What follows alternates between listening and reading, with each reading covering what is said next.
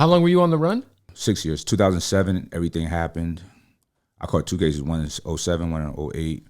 In 07, it got kind of like dismissed, but without prejudice, so they could bring it back, right? It was really a weak case, you know. Then so I'm out, you know. In 08, I caught another case, and I'm trying to like at this point, I'm trying to really like straighten up. You know what I'm saying? Actually, in 07, I was trying to straighten up, but it was like people always say when you're making that kind of money, fast money, like I'm gonna get X amount and then get out. It's impossible. You know what I'm saying? You get it. I mean, yeah. It's. I'm sure it can happen, but it's really hard. You know what I mean? Because it comes so fast. You spend it just as fast as you get it because you know you can get it again. You know what I mean? So I was like, fuck, I just got to keep getting it. And me fighting cases was expensive. So I'm fighting cases, ankle bracelet, still trapping. You know what I'm saying? So 08, caught another case. They came and got me. I had a bunch of guns in my house, and they brought both cases back simultaneously so they can get me on felony release with weapons. So they tried some slick shit, pulled me over in the middle of the street. It was so over the top. I'm like, all right, you know what I'm saying? Yeah. Shotguns and shit. But, you know, you go through the horseshoe and you see the judge in 24 hours. And she was like, okay, well, she's about to say the bond. And this fucking woman on the side, like, actually, Your Honor, he doesn't get a bond. He's a dangerous, violent felon. These are serious crimes. And he has all of these guns. It's like AKs. You know, in Arizona, that shit legal. Right. You know what I'm saying? But it just looked bad. Yeah, I don't even think it was as legal back then, though, as it is now. Because now it's like... It was super legal. It was legal, but I think now, like... Okay, I know what it is. It's a law that they got that saved my life called Stand Your Ground. No, Castle Doctrine. That's what it's called. They didn't have it when my shit happened, right? Because everything that happened in my house. You know what I'm saying? You know, so... But I was gone for so long, by the time they got me, they had that law. So if you're on the run, so you find out you're essentially looking at serious time. Yeah. And you decide to just say, fuck it. So listen, I live life. Life don't live me. Nothing happens to me. You know, and I'm not like saying that in an egotistical way, but I will not allow somebody else to determine my fate. It's not happening. And I didn't feel like what they were trying to get, if they would have said like 3 years, 5 years, I would be like, all right, this is on 15 and 20 years with no priors. That's crazy. I'm like, this ain't happening. So you mean to tell me my kids are going to be adults when I get out? Nah, I'm cool. And, you know, and people don't realize with a violent offense, especially something of the nature of mine, you're in a way worse type of facility. It's gladiator school. You know what I'm saying? So I'm like, I know I'm going to be in there having to defend myself, catching more cases. So it just looked bleak. You know what I'm saying? So I'm like, nah, I'm good. I'm out of here. So where'd you go? All over. You know what I'm saying? All over the country? Did you end up leaving the country? I left the country for a minute.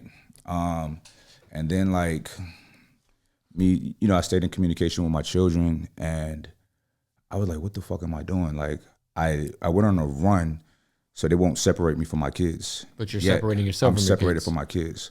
So I came back, and you know, I came back. Everybody figured that I would have got caught by then. You know what I'm saying? But I just don't move reckless. I calculate everything. I study everything. I was a valedictorian student all my life. You know what I'm saying? Honor student, all of that shit. So I just did research and seeing what I can do, what NCICS, whatever that shit's called, what do they track, everything. I looked up everything. So I moved around. So when I got back, people did think that I was gonna got caught by then. And then some of my friends, they were like, yo, you can stay with me when you could come back. I'm like, cool. But when I came back, it was a surprise to them. So they was like, I don't know. And rightfully so, because this shit probably wasn't 100%, you know what I'm saying? And I'm bringing heat to them. So it didn't bother me. I'm glad that no one allowed me to come stay, because it just put a certain type of motivation, lit a certain fire under me. So I was legit homeless for a minute, bro. And peep this, I'm homeless, right? I still had shit in the streets, like whips and shit like that. Other people subleasing it, and like motherfuckers was talking shit. People that was nothing to me, you know what I'm saying? I'm like, what? So I was at a crossroad. I was, you know, full of fear, full of anger, full of confusion. You know what I'm saying? When you got nothing, I have nothing, right? It looked like I don't have a future. Only thing I had was like violence and physical force and intimidation. So I'm like, I'm gonna just go to my default settings and I'm knocking on doors. So I really was about to like go back to Arizona, you know what I'm saying, and just ruin my life. But so when you came back into the country, you were in Cali? Yeah. Okay. But I didn't. Because if you would have went to Arizona, you would have just started. I would have been making your rounds. For what? Nothing comes out of that. Yeah. So what stopped me was my son. You know what I'm saying? His mother, who's very smart, she made a weird call and was like, "Hey, you want your son?" And here I am. She don't even realize I'm homeless.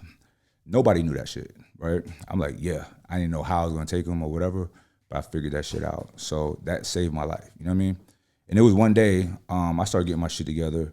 I'm taking him to school. Then I have a car. I'm walking, and he little, like 6, right? Kindergarten, maybe something like that, or first grade. So I'm walking to school. When he comes out, I'm there, and you know he can't see me because he's little, but I can see him. I see him looking for me, and I seen this one day, bro. His eyes lit up when he seen me, and just ran, just hugged onto my leg, and then held my hand tight, and we walked home. And I was thinking, like, fuck, like this little perfect little human loves me. I ain't got no car, I don't got no fly shit. You know what I'm saying? And you know when I had all of that shit, I had nothing but fake love around me. You know what I mean? But this guy loves me. You know what I'm saying? Unconditionally. So, unconditionally. So it made me love myself. You know what I mean? And shit has been good ever since then, bro. You know what I mean?